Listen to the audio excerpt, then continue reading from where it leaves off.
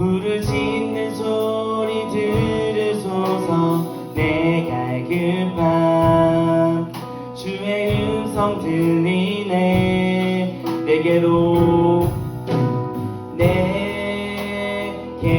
나오라. 영원히 목마른 전혀 없으리. 내게로 나오라. 가까이 생수의 근원 되신 주께 내게로 나오라. 영원히 목마른 전혀 없으리. 내게로 나오라. 가까이 생명의 근원 되신 주께. 다시 한번 내 갈급함 어느 것으로 채울 수 없네. 내 갈급함 상한 나의 심령에. 내 갈급함 불을 짓는 소리 들으소서. 내 갈급함 주의 음성 들리네. 내게로 나오라. 영원히 목마른 전혀 없으리. 내게로 나오라. 가까이 생수의 근원 되신 주께 내게로 나오라. 영원히 목마른 전혀 없으리. 내게로 나오라. 가까이 생명의 근원 되신. 다시 한번 내게로 나오라. 내게로 나오라. 영원히 목마른 전혀 없으리. 내게로 나오라. 가까이 생수의 근원 되신 주께 내게로 나오라. 영원히 목마른 전혀 없으리. 내게로 나오라. 가까이 생명의 근원 되신 주께. 네, 우리 기쁨으로 다 같이 찬양 드리도록 하겠습니다. 주님의 영광 나타나셨네. 권능으로 임하셨네. 죽음에서 날 살리신 주 성령. 놀라우신 주 하나님. 다시 한번 주님의 영광 나타나셨네. 권능으로 임하셨네. 죽음에서 날 살리신 주 성령. 놀라우신 주 하나님. 할렐루야 주의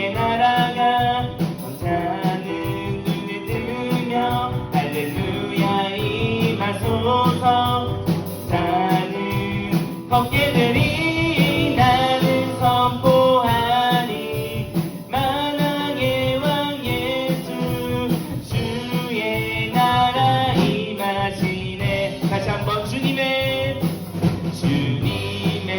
영광 나타나셨네. 권능으로 임하셨네. 죽음에서 날 살리신 주 성령 놀라우신 주 하나님. 할렐루야 할렐루야. 주의 나라가 자는 눈에 뜨며 할렐루야 임하소서. 자는 걷게 되리 나는 선포하리 만왕의 왕 예수 주의 나라 임하시네. 할렐루야 할렐루야. 주의 나라가 자는 눈에 뜨며 할렐루야 임하소서. 자는 걷게 되리 나는 선포하리 만왕의 왕 예수 주의 나라 임하시. 나는 선포하리 나는 선포하리 만왕의 왕 예수 주의 나라 임하시네.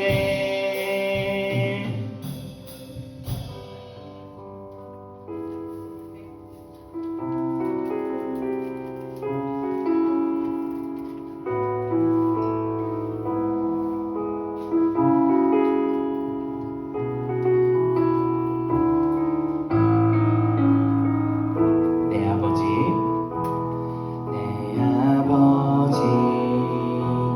그 품 안에서 내 영혼은 안전합니다. 주 손길로 내 삶을 안으시니 그 평강이 나를 덮습니다. 나 비록 넘어지며 흔들리지만 주 내 안에 거하며 나를 붙드시니 내 생각을 주께로 돌리고 주시는 평강의 옷을 입습니다. 주 약속 안에서 내 영혼 평안해. 내 뜻보다 크신 주님의 계획 나실래. 두려움 다 내려놓고 주님만 의지해. 주 안에서 내 영혼 안전합니다. 다시 한번 내 아버지 그 품 안에서 내 영혼은 안전합니다. 주 손길로 내 삶을 안으시니 그 평강이 나를 덮습니다. 나 비록 넘어지며 흔들리지만 주 내 안에 거하며 나를 붙드시니 내 생각을 주께로 돌리고 주시는 평강의 옷을 입습니다. 주 약속 안에서 내 영혼 평안해. 내 뜻보다 크신 주님의 계획 나실래. 두려움 다 내려놓고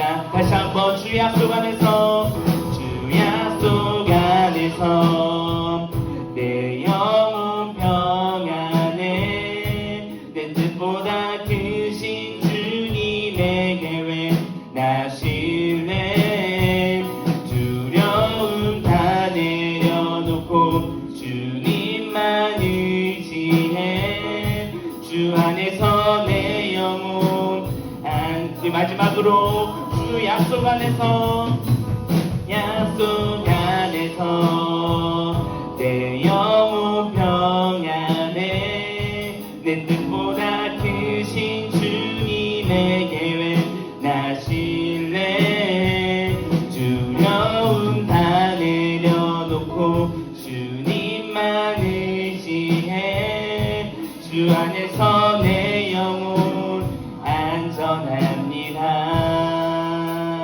우리 시간 기도하는 마음으로 예배를 준비하며 나아가도록 하겠습니다.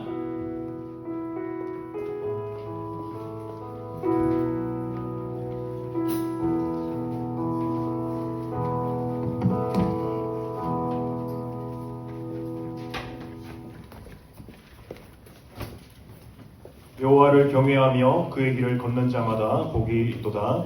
아멘. 사도신경으로 신앙 고백하겠습니다. 전능하사 천지를 만드신 하나님 아버지를 내가 믿사오며 그 외아들 우리 주 예수 그리스도를 믿사오니 이는 성령으로 잉태하사 공정녀 마리아에게 나시고 본디오 빌라도에게 고난을 받으사 십자가에 못 박혀 죽으시고 장사한 지 사흘 만에 죽은 자 가운데서 다시 살아나시며 하늘에 오르사 전능하신 하나님 우편에 앉아 계시다가 저리로서 산자와 죽은 자를 심판하러 오시리라. 성령을 믿사오며 거룩한 공예와 성도가 서로 교통하는 것과 죄를 사하여 주시는 것과 몸이 다시 사는 것과 영원히 사는 것을 믿사옵나이다. 아멘. 찬송가 305장 드리겠습니다.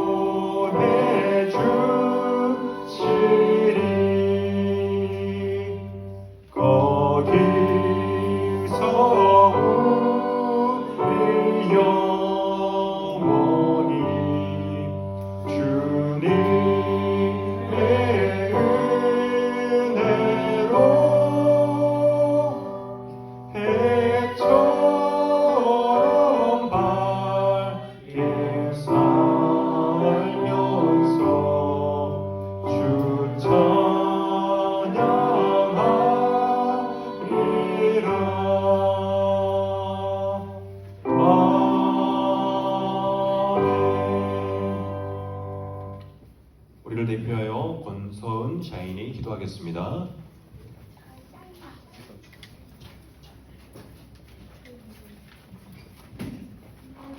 아버지, 오늘도 교회에 와주셔서 감사합니다.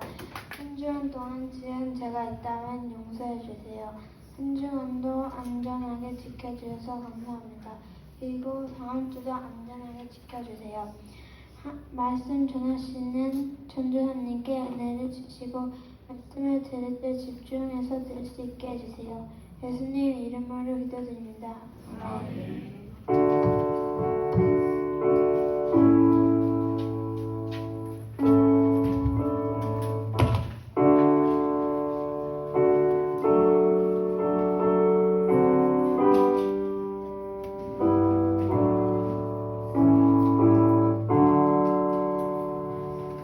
소율이 문답 시간입니다. 오늘 함께 나눌 소율이 문답은 95문입니다.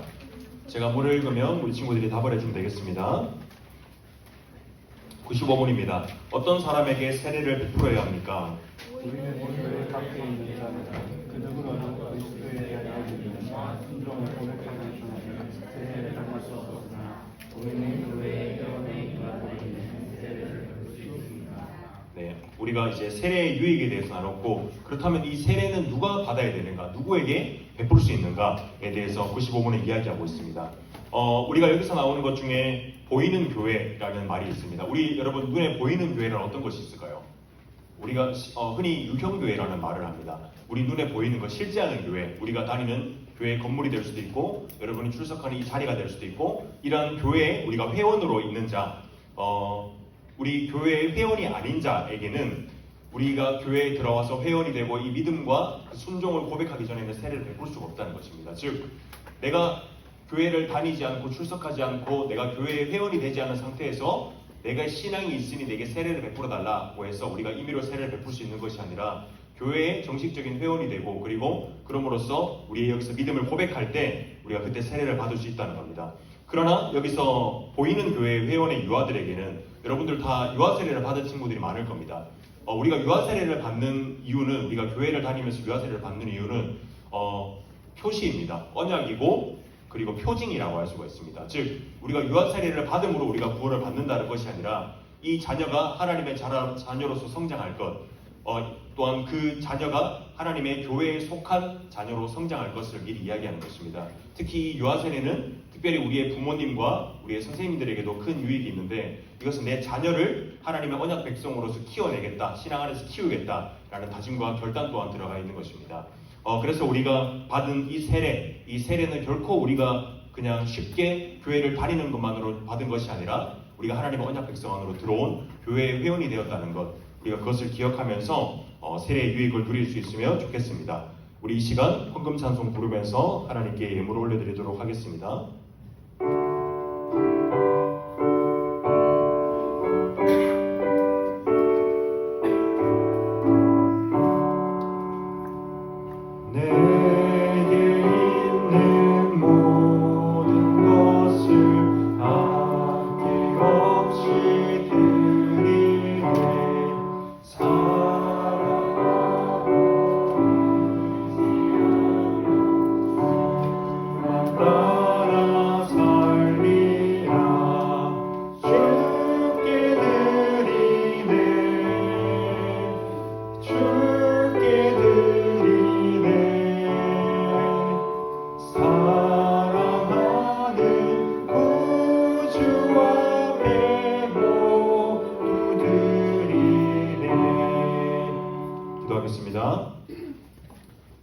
살아계신 하나님 감사합니다. 오늘도 우리의 코의 호흡과 또한 우리의 생명을 주시니 감사합니다. 하나님 만물의 주관자시오 창조주시오 또한 우리 생명의 주관자이신 주님의 은혜로 말미암아 우리가 이 자리로 나왔습니다.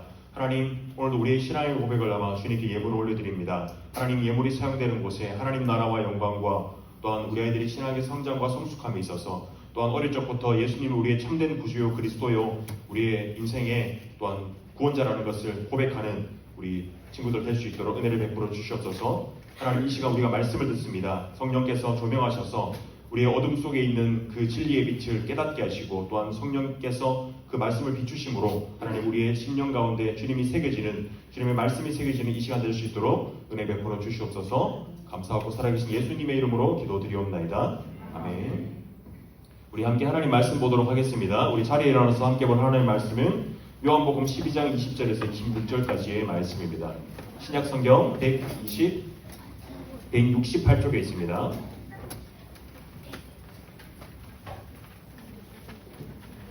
요한복음 12장 20절에서 26절까지입니다.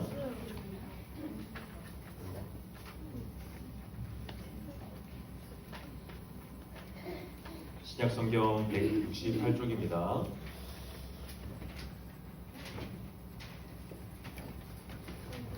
선생님 찾으세요. 168쪽.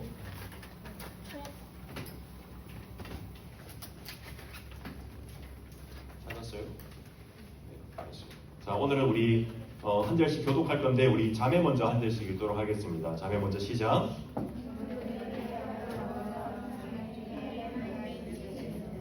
그들이 갈릴리 벳세다 사람 벳니게에 가서 청하여 이르되 선생이여 우리가 예수를 배우고자 하나이다 하니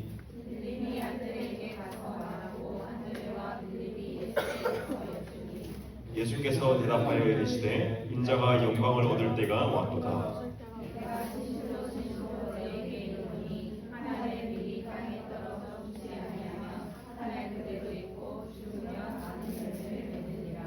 자기의 생명을 사랑하는 자는 잃어버릴 것이요 이 세상에서 자기의 생명을 미워하는 자는 영생하도록 거절하리라. 함께 읽겠습니다.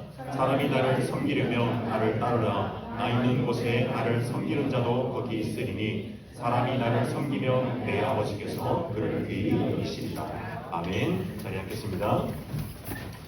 자, 여러분 한 주 잘 지냈습니까? 제가 매주 인사를 이제 한 주 잘 지냈냐고 시작하는데 한 주가 너무 빠르죠, 여러분? 그렇죠. 이제 날씨도 많이 더워졌고 여러분 혹시 지금 덥나요? 자, 1학년 친구들 저를 보세요. 네.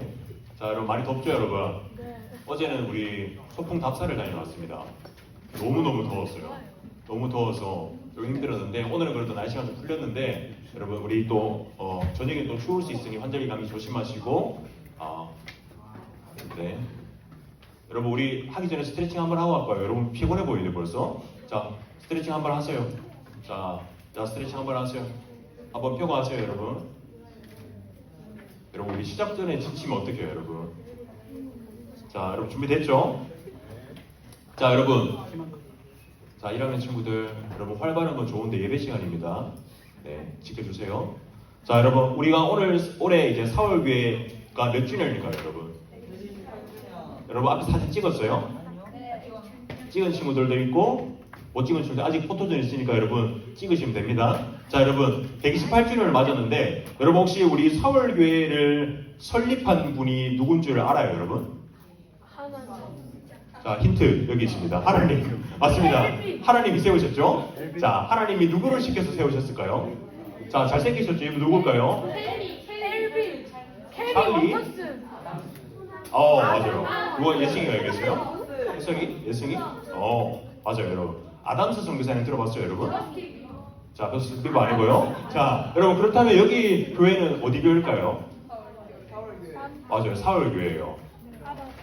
여러분 이게 그 최초에 이제 교회 건물이 어느 정도 완성됐을 때 그 모습이라고 하는데 이때 이제 전 성도가 다 모여서 찍은 겁니다. 그래서 뭐 여러분들 뭐 할머니, 할아버지 혹은 그 윗세대도 있을 수도 있습니다. 계실 수도. 여러분 그래서 4월교회가 이 아담스 선교사님에 의해서 설립되었는데 여러분 아담스 선교사님의 별명이 뭐였냐면 대구 선교의 아버지였습니다. 우리가 다음 주에 이제 봉수풀을 가게 되면 거기 이제 아담스 선교사님 관련해서 여러 가지 볼 것도 있고 그분께서 이제 그분을 통해서 세워진 교회들도 볼 수가 있습니다. 근데 여러분 우리가 그 4월교회가 그러면 여러분 그 128주년이 됐으면 몇 년도에 세워졌을까요? 뭐라고요? 1956년 1500가 아니고요. 1898년도에 세워졌습니다. 그래서 이때 그 한 초가집에서 세워졌다고 해요.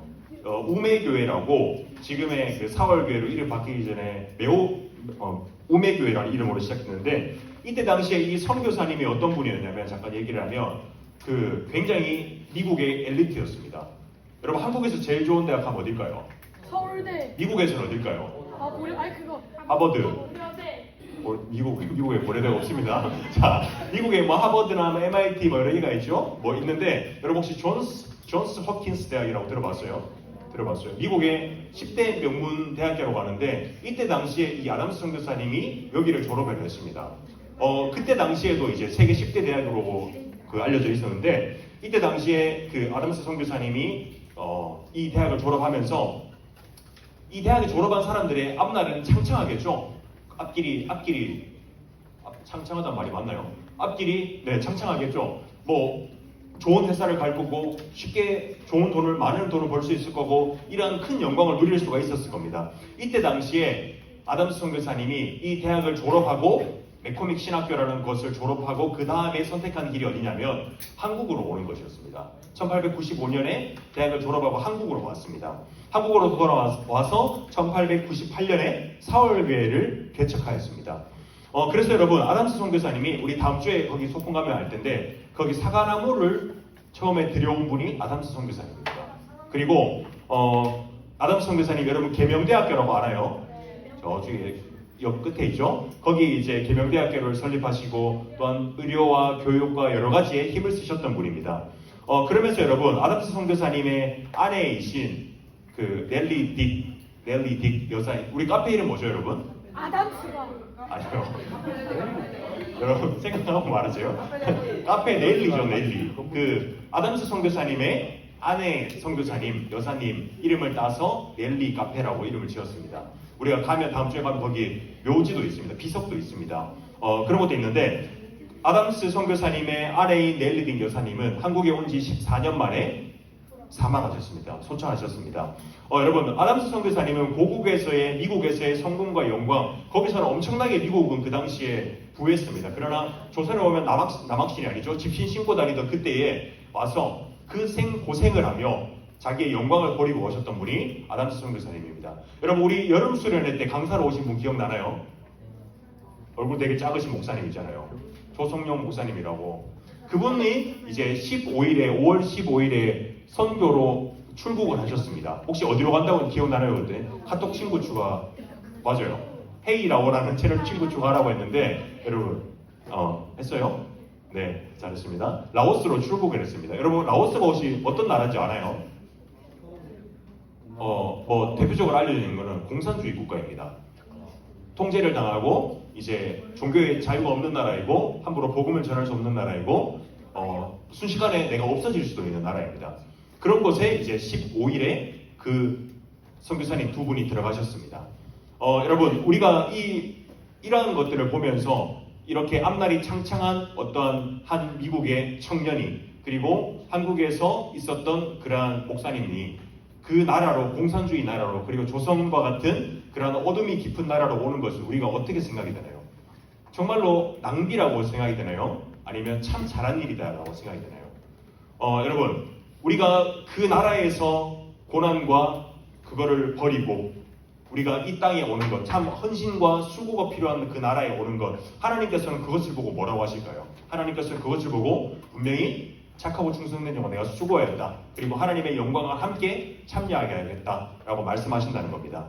여러분 오늘은 요한복음에 대해서 이야기를 하는데 여러분 요한복음에서 많이 나오는 이제 포인트가 있습니다. 그 어떠한 본문에서 나오는 그 어떤 언급이 많이 되는 것이 있는데 여러분 오늘 23절에 보면 어떤 게 나오냐면 때에 대해서 나옵니다. 때. 우리 이거 때미는 거 말고요. 어떠한 시간을 말하는 거겠죠. 때가 있는데 여러분 이 때에 관한 언급이 요한복음에서 많이 나옵니다. 우리가 그 요한복음의 몇 구절을 제가 좀 가져왔는데 보면 잘 보이나요? 2장 4절에 보면 여러분 예수께서 이르시되 여자여 나와 무슨 상관이 있나이까. 이건 어떤 말씀이냐면 가나안 혼인잔치에 예수님이 초대받았어요. 근데 포도주가 툭 떨어지니 어머니 마리아가 이제 예수님께 말했을 때 예수님께서 아직 내 때가 오지 않았습니다 라고 나는 아직 일하지 않겠습니다 라고 하는 그 장면. 그리고 7장 30절에는 여기도 나의 때가 그의 때가 예수님의 때가 이르지 않았다. 예수님을 헤아려 하는 자들이 있는데 예수님의 때가 이르지 않았기 때문에 그들이 예수님께 손을 대지 못했다라는 것입니다. 8장 20절에도 때에 대해서 나오고 그리고 17장 1절에는 예수님께서 기도하시는 장면 가운데 예수님께서 이제 때가 되었다. 그 말하던 앞에서 계속 말하던 때가 되었으니 이제는 나를 영광되게 해주십시오라는 예수님의 기도의 장면입니다. 여러분 때라는 것은 무엇일까요? 정해진 시간이 있다는 것입니다. 여러분 생각해 보세요. 여러분 우리가 점심 먹을 때가 언제인가요? 대충 몇 시쯤인가요? 낮 12시쯤이죠? 낮 12시에서 뭐 길어봤자 2시 사이죠? 그렇다면 여러분, 우리가 이 점심 먹을 때라고 했을 때 우리가 점심 먹을 때니까 저녁 6시구나 라고 생각하는 사람이 있을까요? 없죠. 보편적으로 점심 먹을 때는 정해져 있습니다. 그리고 여러분, 우리가 이제 나갈 때가 됐다 라고 하면 정해진 약속 시간에 맞춰서 우리가 나갈 때가 있다는 것입니다. 즉 여러분, 이 때라는 것은 어떠한 정해진 시간이 있고 그 기준에 맞춰서 어떠한 때가 있다는 것입니다. 여러분, 요한복음에서 계속해서 이 때에 대해서 언급하는데 이 때가 무엇을 가리키는 것일까요? 무엇을 가리키고 있는지 보면 이때 당시에 이 시간은요, 예수님에게 있어서 이 때는 예수님에게 있어서 최고의 시간이었습니다. 예수님은 계속해서 성경 요한복음 1장부터 계속해서 기다리는 것은 예수님께서 이 때가 오기를 기다리고 있었는데 이때 예수님에게 최고의 순간이 오기를 예수님은 계속해서 기다리고 계셨던 것입니다. 그리고 그 시간, 그 때는 예수님께서 최고의 영광 받으실 그 때는 성부 하나님께서 정하실 것이기 때문에 사람이 바꿀 수가 없었습니다. 사람이 손댈 수도 없었습니다. 그러니 사람들이 예수님께 어떻게 할 수가 없었던 것입니다. 자, 여러분, 우리가 한번 생각해 보세요. 우리에게 최고의 시간은 언제였을까요? 여러분 인생 가운데 지금 짧은 15년, 16년, 14년의 인생 가운데 최고의 시간은 언제였을까요? 제가 생각해 보면 제 최고의 시간은 뭐 여러 가지가 있겠지만 제가 실학대학원에 합격했을 때입니다. 제가 2, 3년 동안 기도하고 한 2달 동안 합숙하면서 저 산에 올라가서 밤낮으로 비눈 맞으면서 기도했을 때가 있었거든요. 그렇게 간절히 기도했는데 그때 당시에 어머니랑 등산하고 있었는데 갑자기 합격 소식이 왔습니다. 그때 이제 천얼산에서 고함을 지르고 막 난리가 났었는데 그게 생각해보면 제 인생에서 가장 행복했던 최고의 시간이었습니다. 자, 여러분, 근데 보통 우리 인생의 최고의 시간이라고 하면 뭘 생각하나요? 저도 그렇고 내 인생 가운데 가장 기쁘고 가장 의미가 있고 가치 있고 이런 날을 생각할 것입니다. 그렇다면 여러분, 예수님께서 이 최고의 시간, 예수님께 최고의 시간은 바로 예수님께서 가장 기뻐하셨고 예수님께서 가장 가치 있고 고귀하게 여겼던 그 시간이라는 것인데 그것은 바로 예수님께서 죽는 순간이었습니다. 예수님께서 그렇게 최고의 순간으로 손꼽았던 것, 예수님이 공생의 사역기간 가운데 가장 기다렸었던 그 순간은 바로 예수님께서 죽는 순간을 예수님께서 기다리셨다는 것입니다. 여러분, 오늘 본문은요, 6월절을 앞둔 그 명절, 이스라엘의 최대의 명절인 6월절을 앞둔 그 시점에 헬라인 몇 사람이 예수님을 방문하였습니다. 이때 당시에 이 헬라인은 이방인들을 우리가 뜻할 수가 있습니다. 이 6월절을 앞둔 시점에 예루살렘을 방문한 이 이방인들의 목적은 무엇이냐면 아마 그 예루살렘에 방문해서 예배하러 온 것이었을 것입니다. 그들은 이방인이었지만 유대교로 회심하여서 개종하여서 유대인들과 함께 예배하는 것이 허용되었을 겁니다. 그러나 우리가 지난주에 얘기했던 것처럼 그들은 유대인의 뜰에는 들어가지 못하고 이방인의 뜰에서 혼자 그렇게 예배드리는 자들이었을 것입니다. 그리고 그 이방인들이 예루살렘에 와서 예수님에 대한 이야기를 들었나 봅니다. 어떤 이야기를 들었는지 성경에서 밝히고 있지는 않지만 그래서 예수님의 제자인 빌립에게 장난치지 마세요. 예수님의 제자인 빌립에게 와서 그런 얘기를 했습니다. 내가 예수님을 꼭 만나보고 싶습니다. 당신의 스승이신 예수님을 만나보고 싶습니다. 라고 얘기하므로 또한 빌립이 안드레에게 전함으로 그 소식을 예수님에게 전하는 그 장면이 오늘 본문의 장면이라는 것입니다. 그래서 여러분, 여기서 이방인들이 어떤 의미로 어떤 뜻으로 예수님을 만나고자 했는지 그 의미는 그 뜻은 나타나고 있지 않습니다. 이에 대해서 여러분, 예수님이 이 이방인들이 예수님을 찾습니다라고 했을 때 예수님이 뭐라고 했냐면 된다, 안 된다, 내가 만나보겠다라고 한 것이 아니라 예수님의 대답은 좀 생뚱맞은 대답을 했습니다. 뭐냐면 갑자기 인자가 영광을 얻을 때가 되었다라고 말씀하셨습니다. 여러분, 여기서 인자라는 말은 우리가 인자하다라는 말이 아니라 인자라는 말은 우리가 어떠한 예수님께서 그 자신의 고난과 관련해서 쓸 때 인자라는 표현을 씁니다. 혹은 어떤 예수님께서 장차 영광 중에 내가 올 것이다 라는 고난받을 것, 영광 중에 오실 것이라는 말을 쓸 때 보통 인자라는 말을 씁니다. 인자가 영광 얻을 때가 되었다라는 말을 쓰셨습니다. 예수님께서는 우리가 앞에서 봤듯이 2장에서 봤듯이 가나 혼인잔치에 예수님께서 아직 내 때가 오지 않았다라고 말씀하셨는데 이 요한복음을 기록한 요한도 여러 사건에 대해 말씀 가운데 예수님의 때가 오지 않았다라고 계속해서 언급하는데 그러나 이제 예수님은 이 12장에 와서 예수님은 분명하게 자신의 때가 왔다, 자신의 시간이 왔다라고 밝히고 있습니다. 이것은 여러분 특정한 시간입니다. 이 시간에 인자께서 예수님께서 영광을 얻으실 때가 왔다라는 그 특별한 사건이 일어날 것이라는 것입니다. 이 예수님께서 영광을 받을 때는 어떤 때냐면 바로 예수님께서 죽으시는 일입니다. 죽으시는 일인데 그것은 어떤 죽음이냐면 바로 열매 맺는 죽음이라는 것입니다. 이방인들이 예수님을 찾아왔을 때가 되어서야 예수님께서 비로소 내가 영광을 얻을 때가 되었다라고 말씀하셨는데, 여러분 유대인에게만 허락되었던 이 하나님의 언약이 이제는 이방인이 예수님을 찾음으로써 유대인뿐만 아니라 이방인들 또한 하나님의 언약 백성으로 속하게 되었다는 그 때가 바로 되었다는 것입니다. 즉 이방인들이 진리를 구하고 찾는 그 시점에서 예수님이 이제는 내가 영광 얻을 때가 되었다라고 말씀하신 것입니다. 자 여러분, 그래서 오늘 우리가 본문을 통해서 우리에게 주는 교훈을 두 가지만 살펴보려고 합니다. 첫 번째로는요, 이 예수님의 희생을 통해서 열매 맺는다는 것입니다. 요한복음 12장 24절 말씀에 보면 예수님께서 이렇게 말씀하십니다. 내가 진실로 진실로 너희에게 이르노니 한 알의 밀알이 땅에 떨어져 죽지 아니하면 한 알 그대로 있고 죽으면 많은 열매를 맺느니라. 자 여러분, 인자가 예수님께서 이제 영광 얻을 때가 다 되었다고 하시고 그 다음에 나오는 이 말씀이 뭐냐면 그 다음에 나오는 말로 자신이 어떻게 영광 얻을 것이다 라는 것을 설명하는 말입니다. 즉 예수님께서 영광 얻을 때가 되었다, 다음에 나오는 이 24절의 말씀은 이 영광 얻는 이 방법이 설명되는 것입니다. 그 설명은 뭐냐면 이제 미랄을 비유로 들어서 설명하였습니다. 여러분, 우리가 미랄이라고 하면 여러분 혹시 미랄을 뭔지 알아요?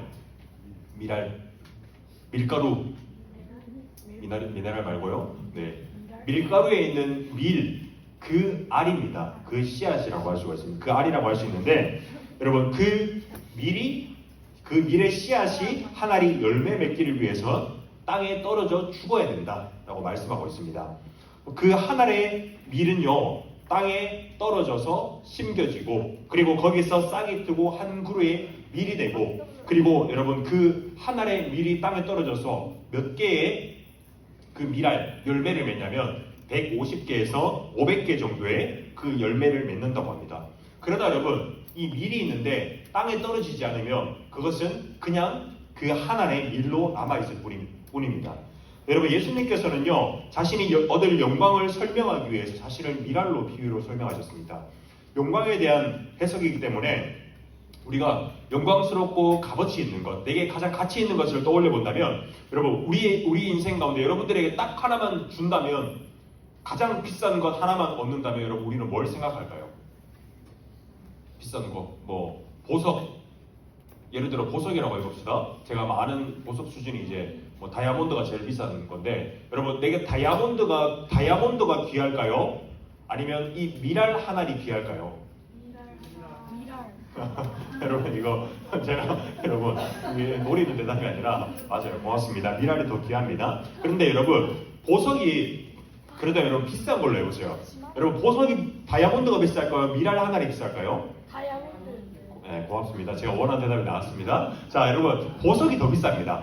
보석이 더 비싸고 보석이 더 값어치 있는 것 같이 여겨집니다. 그러나 여러분 보석과 미랄의 차이는 생명이 있냐 없냐의 차이입니다. 여러분 보석을 땅에 심어보세요. 제발 그랬으면 좋겠는데 다이아몬드를 땅에 심으면 다이아몬드 열매가 열릴까요? 네. 그러지 않죠. 그러면 여러분 우리 모두 여기 지금 10손가락에 다이아몬드 반지 다 끼고 다니겠죠? 여러분 그렇지 않다는 것입니다. 다이아몬드는 땅에 심으면 생명이 없어서 열매를 맺지 못합니다. 그러나 미랄이 땅에 심겨지면 그것은 생명이 있어서 그 미랄이 죽음으로 여러 가지 새 생명을 열리게 된다는 것입니다. 그래서 여러분 이 생명을 번식하기 위한 미랄의 사명이 있습니다. 그것은 뭐냐면 땅에 떨어져서 죽는 것입니다. 심겨지는 것입니다. 이것은 예수님의 사명을 비유하는 것입니다. 이 미랄이 떨어진다는 것은 그 높은 하늘 영광을 버리고 이 땅으로 성육신을 하신 그것을 가리키는 것입니다. 또한 땅에 떨어져서 죽은 것은 바로 예수님의 십자가의 죽음을 뜻하는 것입니다. 이 미랄 비유는 뭐냐면 예수님의 사역의 끝맺음을 보여주는 것입니다. 그런데 여러분 미랄 비유는 더 깊은 의미가 있습니다. 그것은 뭐냐면 죽지 않은 미랄은 홀로 남는 것이고 오히려 죽는 미랄은 수많은 열매를 남긴다는 것입니다. 미랄의 이 많은 열매는 예수님께서 스스로 얻을 영광이 무엇인지 설명하고 있습니다. 십자가의 죽음으로써 많은 신자, 많은 하나님의 자녀라는 열매를 맺게 된다는 것입니다. 그 죄로 인해서 영적으로 죽은 비참한 처지에 놓인 그 인간들을, 하나님의 은혜가 아니고서는 아무런 소망도 없는 그 인간들을 예수님께서 자신의 몸을 희생함으로, 떨어져 죽으심으로 그 많은 열매를, 우리의 죄를 속량하시고 구원하신다는 것입니다. 그래서 요한복음 12장 32절 33절의 말씀을 보면 여러분 우리 함께 읽어보도록 하겠습니다. 시작. 내가 땅에서 들리면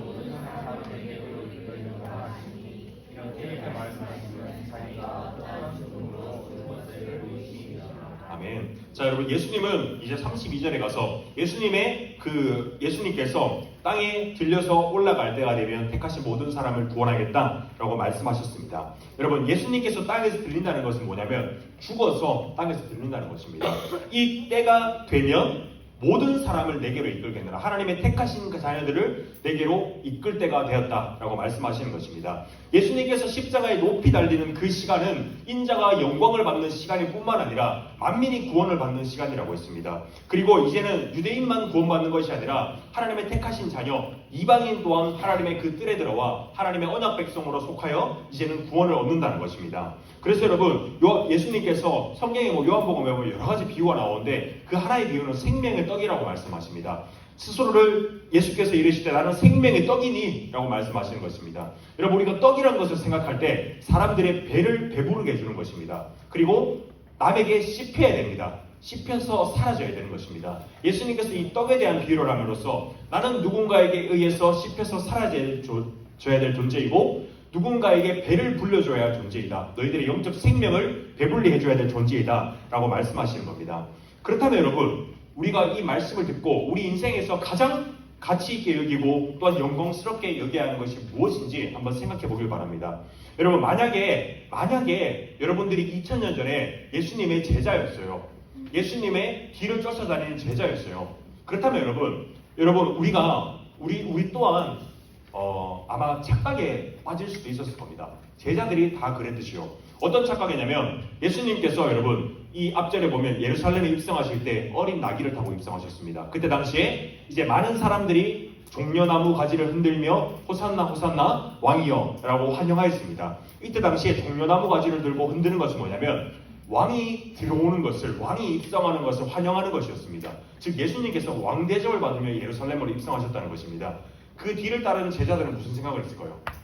야, 우리 예수님이 진짜 이 세상에서 높임 받으시는구나, 진짜 왕이 맞구나 라는 착각을 했을 수도 있습니다. 또한 여러분 6월절에 예배하러 온 이 이방인들을 예수님을 뵙고자 했습니다. 이때 당시에 제자들이 뭐라고 생각했을까요?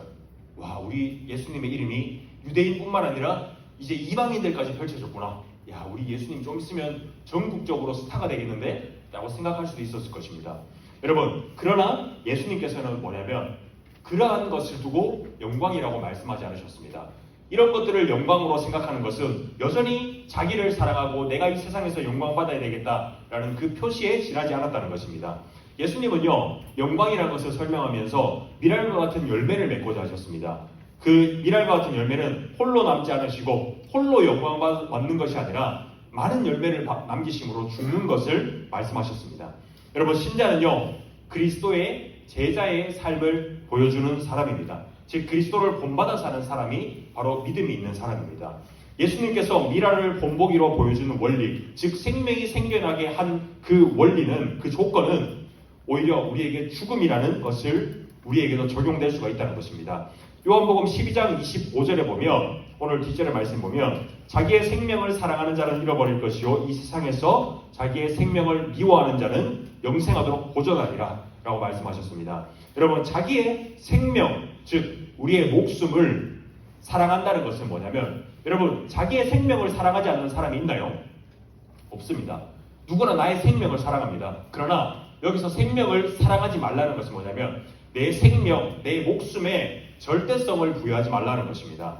즉 이것은 목숨이 귀하다는 의미가 아니라 목숨이 소중한 것은 사실이지만 이 목숨, 여러분들 인생이 여러분 길어봤자 몇 년일까요? 여기서 100년 넘게 살 수 있는 사람이 얼마나 있을까요? 한 주요. 150 크게 받았다. 뭐 없을 수도 있습니다. 여러분, 그것처럼 여러분 이 생명이라는 것은, 목숨이라는 것은 결국 그 누구도 사라지게 된다는 것입니다. 그러니 여러분, 자신의 생명의 절대성을 부여하지 말고 그것은 하나님의 주권을 우리가 인정하라는 것입니다. 즉, 내 생명을 사랑한다. 그것은 하나님의 주권을 부정하고 나의 자아를 우상 숭배하는 것, 그것을 바로 이야기하고 있습니다. 이것이 바로 모든 죄의 핵심, 나를 우상 숭배하는 것, 그것이 모든 죄의 핵심이라는 것입니다. 그런 사람은 예수님께서 뭐라고 하시냐면, 그렇게 자신을 우상 숭배하는 자는 도리어 자신의 생명을 잃어버릴 것이다. 영생을 잃어버릴 것이고 멸망을 자초할 것이다. 라고 말씀하고 있습니다. 반대로 자기의 생명을 미워하는 것은 자신을 낮추고 오히려 부인하며 하나님의 주권을 인정하는 것, 그것을 말씀하고 있다는 것입니다. 여러분, 우리에게 최고의 가치가 무엇인지 우리는 생각해 보아야 할 것입니다. 예수님께서 미랄 비유를 통해서 우리에게 말씀하고자 하신 바는 뭐냐면, 예수님께서 영광 받으시는 것은 바로 하나님의 뜻을 행하는 것이라는 것입니다. 성경은 여러분, 이 세상의 것을 넘어선 그 하나님 나라의 영원한 것을 바라보라 라고 끊임없이 말씀하고 있습니다. 너희가 이 땅에서 어떻게 해야 성공한다 라고 말씀하는 것이 아니라 하늘을 봐라, 하늘나라를 봐라 라고 말씀하고 있는 것입니다. 그것은요, 자기의 생명을 사랑하지 말고 도리어 나의 생명을 미워함으로, 미워하라는 것은 나의 우상 숭배를 부정하라는 것입니다. 그것을 미워함으로 이 땅에서의 것들의 최고의 가치를 두지 말라는 것입니다.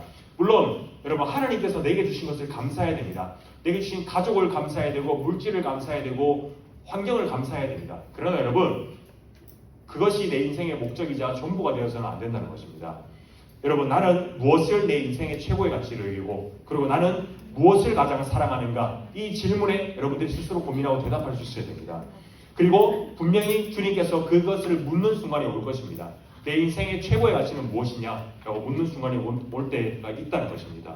그때 여러분에게 참된 믿음이 고백이 있을 수 있기를 바랍니다.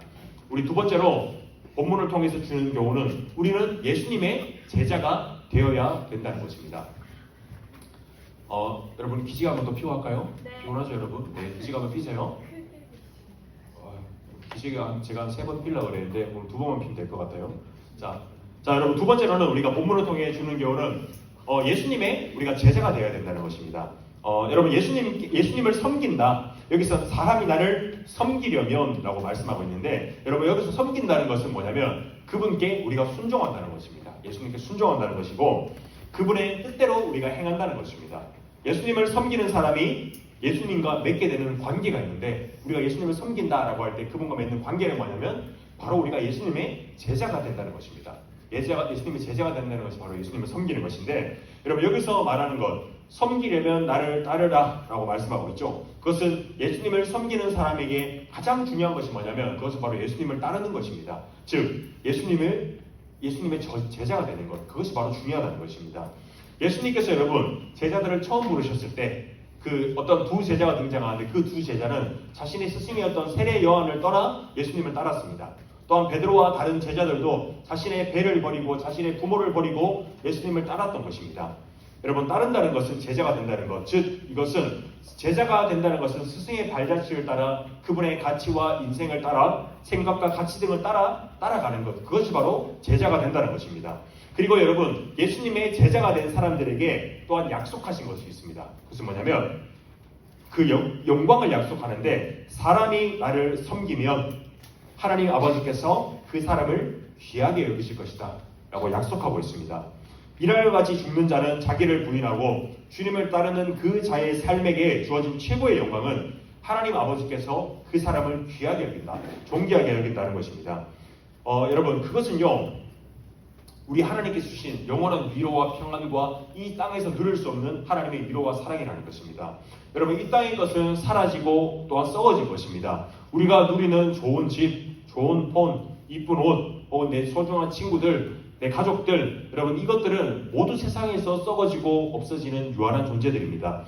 그러나 하나님께서 약속하시는 것은 이 세상을 사는 동안 무한한 하나님의 은혜를 누리게 하실 것, 또한 죽고 난 후에도 썩지도 쇠하지도 않는 그 영원한 하나님 나라를 우리에게 누리게 하실 것, 그것이 예수님의 제자가 되는 사람에게 주는 하나님의 은혜의 약속이라는 것입니다. 그러니 여러분, 우리가 이 땅에서 살아갈 때 우리에게 이것이 얼마나 큰 용기와 위로가 되는지 모릅니다. 여러분, 우리가 얼마나 또한 이 세상을 살면서 힘든 일이 있고 고통이 있을 때 우리가 얼마나 인내하고 우리가 얼마나 그리스도를 따를 수 있는 동력이 되는지 모릅니다. 여러분, 우리가 참 말씀대로 살기가 어렵습니다. 우리가 하나님의 약속을 붙잡고 살아가는 것이 참 어렵습니다. 그러나 우리가 하나님의 약속을 붙잡고 살아갈 때, 그리스도의 제자로 살아갈 때 하나님께 주시는 은혜를 바라보고 살 수 있는 힘을 주시는 말씀이 바로 이 말씀이라는 것입니다. 이 말씀을 통해서 우리의 생각이 바뀌고 우리의 마음이 바뀌고 우리 인생이 바뀔 수가 있습니다. 여러분, 우리가 어제 양육반 하는 친구들한테도 얘기했지만, 여러분, 우리가 미워하는 사람을 사랑하는 게 쉽습니까? 참 어렵습니다. 저도 어렵습니다. 여러분, 예수님처럼, 그러나 우리가 이 말씀을 통해서 예수님처럼 우리가 긍휼이 필요한 자들을 위해서 기도할 수 있는 마음을 품게 하면서 우리가 감사하며 기도할 수가 있습니다. 여러분, 우리가 인생 가운데 살아가면서 어려운 가운데 있습니까? 여러분, 그렇다면 예수님께서 극심한 고난 가운데 있으며 그 하나님의 뜻을 구하며 기도하시고 인내하셨듯이 우리도 해야 됩니다. 여러분, 우리가 참 옆 사람을 보며 저 사람은 왜 저러지? 저 사람은 참 연약하고 부족해 보인다라는 생각이 들 때, 여러분, 우리가 어떤 마음을 품을 수가 있겠습니까? 오히려 나에게 그 사람의 부족함을 볼 수 있는 은혜를 주심에 감사하며 내가 그 사람을 위해서 기도할 수 있겠구나 라는 그 마음을 내게 주심에 감사해야 된다는 것입니다. 여러분, 예수님의 제자로 사는 삶은 참 힘들고 어려울 수 있습니다. 그러나 영원하신 하나님 아버지께서 나를 존귀하게 여기시는 그것이 가장 높은 영광임을 우리가 기억하며 그 영광을 사모하는 모두가 될 수 있기를 바랍니다. 자, 여러분, 결론을 맺으려고 합니다. 예수님께서는 그분의 최고의 시간 그리고 가장 영광 받으실 때가 미랄과 같이 땅에 떨어져 죽을 때라고 말씀하셨습니다. 예수님의 그 죽음은요, 단순히 그분만의 죽음으로 끝나는 것이 아니라 하나님께서 택하신 자녀들을 하나님의 그 은혜의 자리로 부르는 그 새 생명을 낳게 하는 열매를 맺는 죽음이라고 하셨습니다. 우리는 흔히 나무에서, 여러분, 우리를 표현할 때 성경에서 나무에서 떨어져 나간 마른 가지와 같이 비유됩니다. 나무에서 떨어진 가지는 여러분 어떻게 되나요? 말라 비틀어집니다. 자, 1학년 장난치지 마세요. 몇 번 말하게 하지 마세요, 여러분. 자, 여러분, 나무에서 떨어진 가지는 어떻게 되나요, 여러분? 떨어져서 어떻게 되나요? 죽죠. 말라 비틀어지죠, 여러분. 맞아요. 그 나무에 떨어진 나무에서 여러분 열매가 맺을까요? 열매가 맺지 않습니다. 그 나무 가지는 말라 비틀어지게 되어 있습니다. 그것이 여러분 우리 사랑과 같다는 것입니다. 예수님 하나님으로부터 끊어진 우리의 그 모습은 부패하고 썩어져서 결국 열매 맺지 못하고 죽게 된다는 것입니다. 그러나 여러분, 나무에서 떨어진 이 가지가 살아나는 방법이 있습니다. 그것은 뭐냐면 지금 살아있는 땅에 뿌리를 내리고 있는 이 나무에 접붙임된다는 것입니다. 연결된다는 것입니다. 즉 우리의 마른 나무와 같이 그런 우리의 상태라면 우리가 다시 열매 맺는 생명을 얻는 방법은 예수 그리스도라는 그 나무에 접붙임되는 수밖에 없다는 것입니다. 그래서 여러분, 예수님께 연결되어 예수님께 그 영향을 공급받아 살아가는 것밖에 우리가 살 수 있는 방법이 없다는 것입니다. 그래서 결론을 두 가지로 한번 우리가 살펴보려고 합니다.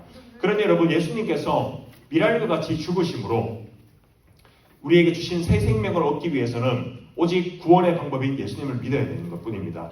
여러분이 믿는다는 것은 한번 정의를 생각해 보십시오. 그리고 내게 믿음이라는 것이 어떤 것인지 여러분들이 한번 고민해 보기를 바랍니다.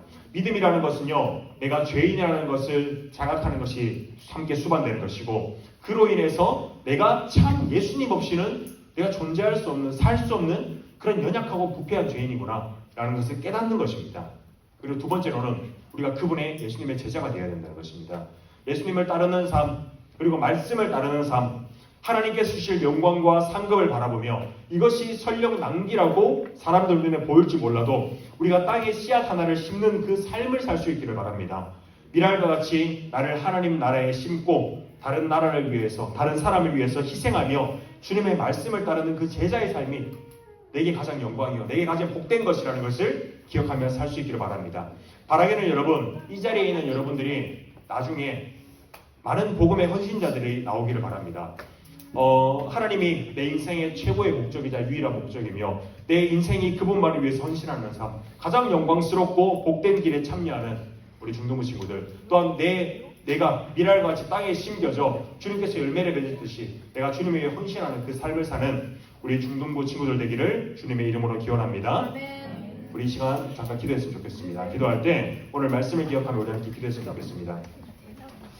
예수님께서는 스스로를 영광 얻으실 때가 땅에 떨어져 죽으실 때라고 하셨습니다. 그 미랄의 비유를 통해서 예수님께서 이 땅에 오신 또한 목적과 이유를 설명하셨습니다. 그것은 뭐냐면 주님께서 이 땅에 떨어지셔서 그 십자가의 죽으심으로 우리의 죄를 대속하시고 속량하심으로 죽으신 것, 그것이 바로 예수님의 최고의 시간이라고 하셨습니다. 여러분, 우리는 그 예수님의 대속적 그 죽음을 통하여 구원받은 자녀임을 우리가 기억해야 됩니다. 또한 우리가 설령 믿음이 없다면, 우리에게 그 은혜가 없다면 우리가 이 시간 기도할 것은 하나님 내게 믿음을 주시옵소서, 내게 주님을 믿게 하는 깨달음을 주시옵소서. 그러므로 말미암아 내가 참 주님을 따르는 제자의 삶을 살게 해주시옵소서. 우리 그렇게 한번 기도했으면 좋겠습니다. 기도하시겠습니다. 하나님 아버지, 오늘 미랄 비유를 통하여 그리스도 예수께서 그분의 보배로운 피를 흘리심으로 십자가에 죽으심으로 우리를 대속하심으로 또한 그 죄를 우리의 사하심에 참 감사합니다. 하나님, 그것을 통하여 우리의 죄가 사여지고 우리가 주님께서 영광 받으신 그때가 하나님의 뜻을 성취하실 때가 왔음을 우리가 보았습니다. 하나님 아버지, 이제는 그리스도 예수의 그 은혜로 말미암아 하나님, 우리가 하나님의 자녀가 되었음을 고백합니다. 그러나 아직 우리가 주님의 자녀라는 그 믿음의 확신이 없고 하나님, 우리가 주님의 자녀라는 그 믿음이 없는 자녀들이 있습니다. 하나님, 주님께서 주님의 택하신 때에 하나님의 자녀를 부르시고 또 아버지의 자녀를 열매 맺게 하시는 은혜의 때가 속히 오기를 원하오니 하나님, 우리가 겸손히 아버지의 말씀 앞에 엎드려 주님의 은혜를 구하오니 하나님, 우리 가운데 믿음을 주시고 하나님의 자녀로서의 삶을 살아가는 은혜를 더해 주시옵소서. 또한 우리가 그리스도의 제자로의 삶을 살기를 원합니다.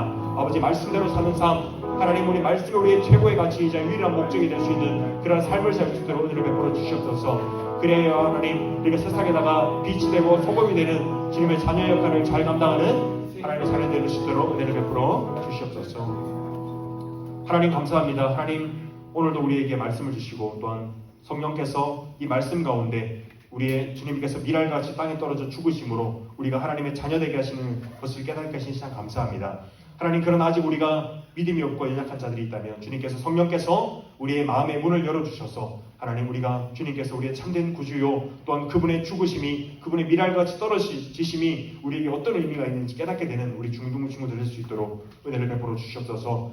하나님, 또한 그것을 깨달을 때 우리가 제자의 삶을 살기를 원합니다. 하나님, 우리가 또한 주님을 섬기는, 주님을 따르는 제자의 삶을 살기를 원하오니 우리가 세상에 나아가 소금의 역할, 빛의 역할을 잘 감당하는 하나님, 짠맛을 내는 또한 어둠을 밝히는 그 주님의 제자의 삶을 살 수 있는 우리 중등부 친구들 될 수 있도록 은혜를 베풀어 주시옵소서. 감사하고 살아계신 예수님의 이름으로 기도드리옵나이다.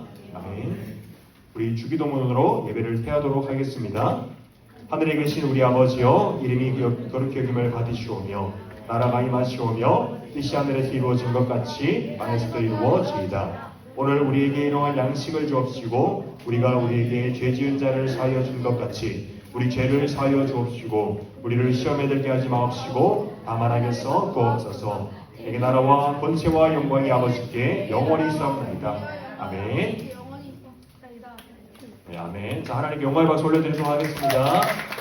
자, 여러분, 오늘은 우리 광고를 제가 좀 하겠습니다. 광고할 게 많으니 여러분 잘 들어주세요. 자, 여러분, 여러분 정신 차리시고 오늘 중요한 광고가 많습니다. 자, 여러분 광고하기 전에 제가 여러분들께 당부 부탁드릴 게 하나 있습니다. 여러분, 우리 교회에서는 우리 서로 간에 본거래나 뭐 돈을 빌려달라든지 그런 것을 요구하는 것을 하지 말기를 바랍니다. 여러분 아시겠죠? 네, 여러분 이건 꼭 지켜줬으면 좋겠습니다. 자, 여러분 광고하겠습니다. 여러분 말씀 노트 이제 상반기 시상이 얼마 안 남았습니다. 열심히 써주시고 그리고 2부 공예배에 참석해서 여러분 많은 은혜 누렸으면 좋겠습니다. 자, 여러분 그리고 토요일 날 뭐가 있죠?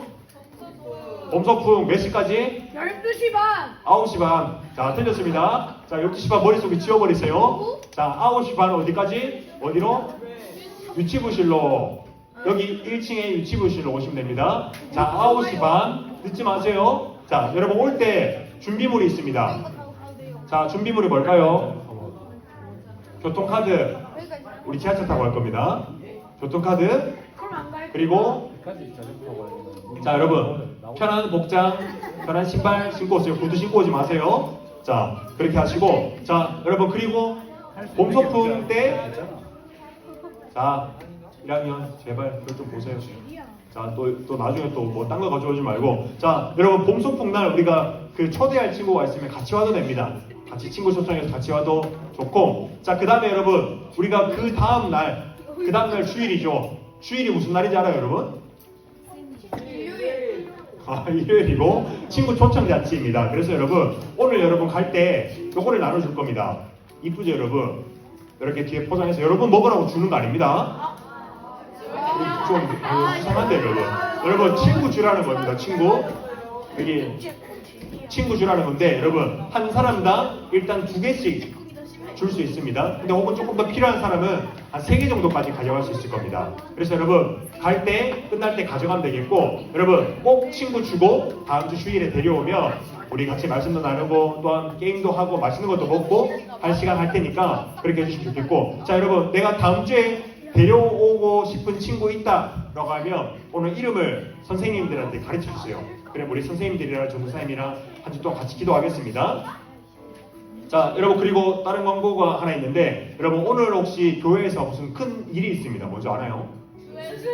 맞아요. 투표가 있습니다. 여러분, 세례받고 입교한 친구들이 있죠? 입교한 친구들이 있죠? 우리 아직 입교 못한 친구들은 해당이 안 됩니다. 이번 주 1부, 2부 예배 후에, 그리고 다음 주 1부 예배 후에 교육자가 아니죠? 그 직분자 선출이 있습니다. 장로님, 안수집사님, 권사님 투표할 수가 있습니다. 여러분 꼭 참여하세요. 아시겠죠? 여러분들 10년 후에, 20년 후에 여러분들과 함께 할 그 장로님, 안수집사님, 권사님을 뽑는 자리입니다. 여러분들의 손으로 그 선거 투표해야 된다는 것을 기억하고 꼭 했으면 좋겠습니다.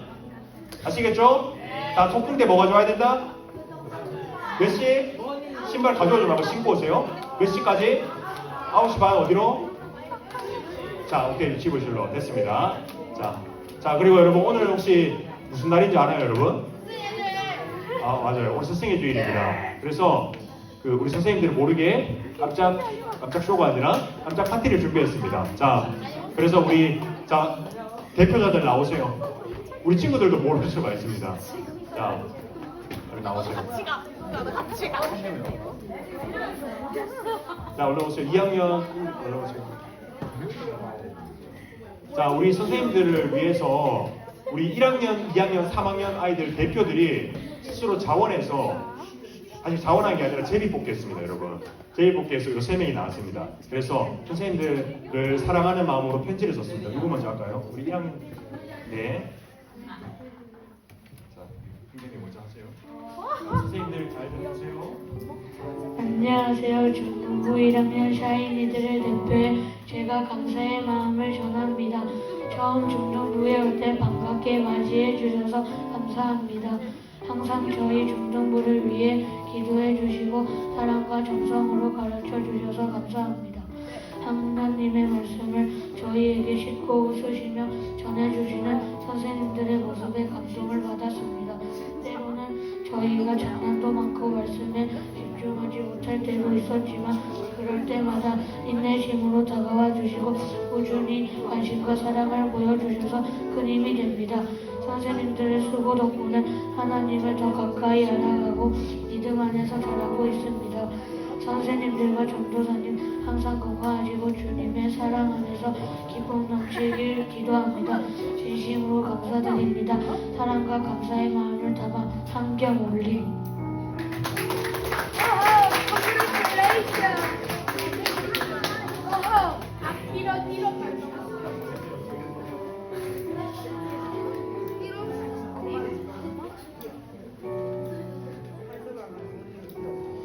사랑하고 존경하는 중등부 선생님들에게 안녕하세요. 중등부 선생님들, 스승의 주일을 맞아 중등부 1, 2, 3학년 친구 선후배들을 위해 헌신해 주시고 기도와 사랑으로 양육해 주시는 선생님들에게 감사 인사드려요.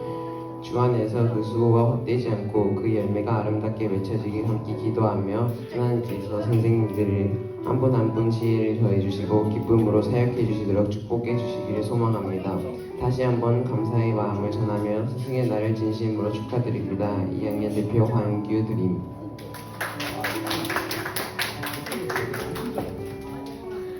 사랑하는 중등부 선생님들께 안녕하세요. 김나희입니다. 스승의 날을 맞아 평소에 잘 표현하지 못했던 감사한 마음을 전하려고 이렇게 발표를 했습니다. 선생님들께서는 늘 바쁘신 와중에도 저희 중등부 예배와 저희 하나하나를 위해 힘써주시고 마음을 다해 챙겨주셔서 정말 감사드립니다. 선생님들 덕분에 매주 예배 시간에 마음 편히 집중할 수 있었고 힘들거나 지칠 때마다 선생님들의 따뜻한 관심과 배려가 큰 힘이 되었습니다. 제가 고민이나 걱정거리를 말할 때면 언제나 진심으로 들어주시고 저의 문제를 함께 고민해주시려 애써주시는 모습이 참 감사했습니다. 선생님들께서 저희를 위해 기도해주시고 응원해주시는 마음이 얼마나 든든하고 힘이 되는지 말로 다 표현하기 어렵습니다. 그 응원 덕분에 힘든 순간도 견디며 성장할 수 있었고 앞으로도 저에게 큰 힘이 될 거라 믿습니다. 또한 저희가 실수하거나 장난치는 순간에도 변함없이 인내심을 가지고 기다려주시며 따뜻한 말 한마디로 저희를 격려해주셔서 정말 감사합니다. 선생님들의 사랑과 관심 덕분에 저희 중등부는 서로를 존중하고 믿을 수 있는 따뜻한 공동체가 된 것 같습니다. 그런 분위기 속에서 저도 조금씩 더 성숙해지고 좋은 사람이 되려고 노력하게 되었습니다. 선생님들께서 저희를 위해 여러 가지 세심하게 준비해 주시고 항상 최선을 다해 주시는 모습을 보며 저도 많은 감동을 받았습니다. 힘드실 텐데도 웃음을 잃지 않고 저희를 위해 애써주시는 모습은 진정한 사랑과 헌신이라고 느껴져서 더 감사한 마음이 듭니다.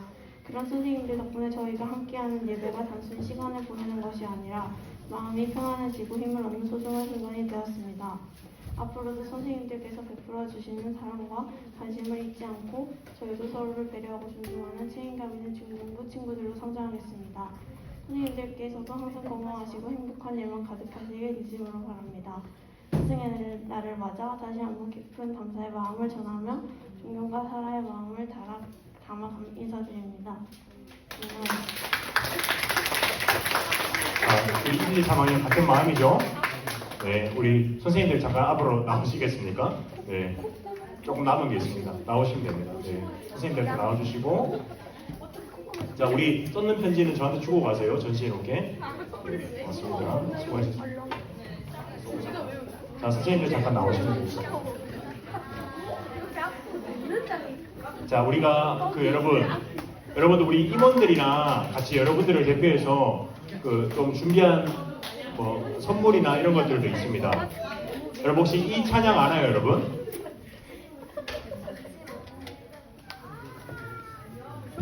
아나요, 여러분? 우리 이 시간 여러분 우리 선생님들께 감사하는 마음을 담아 우리 감사해요 깨닫지 못했었는데 우리 하나 같이 불러드렸으면 좋겠습니다. 여러분 앞으로 손 내밀고 선생님들께 축복하면서 같이 불러드렸으면 좋겠습니다.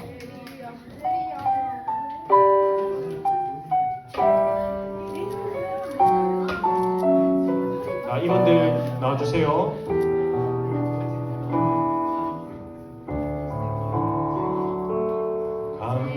감사해요 깨닫지 못했었는데 내가 얼마나 소중한 존재라는 걸 태초부터 지금까지 하나님의 사랑을 항상 달려가고 있었다는 걸 고마워요.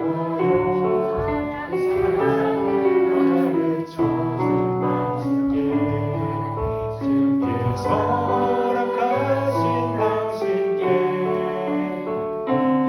그리스도의 사랑을 섬기며 이제 나도 세상에 전하리라.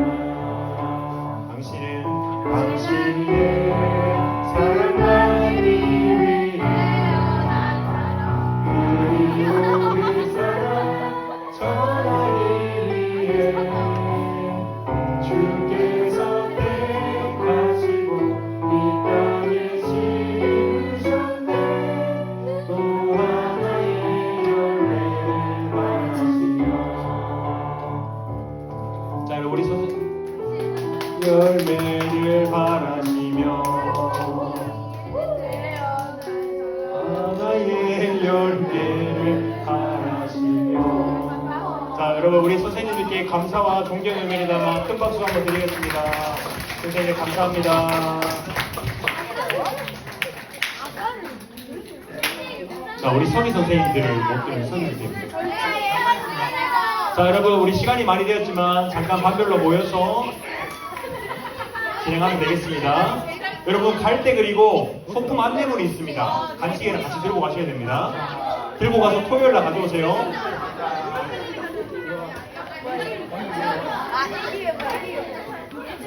자, 이제는 카페를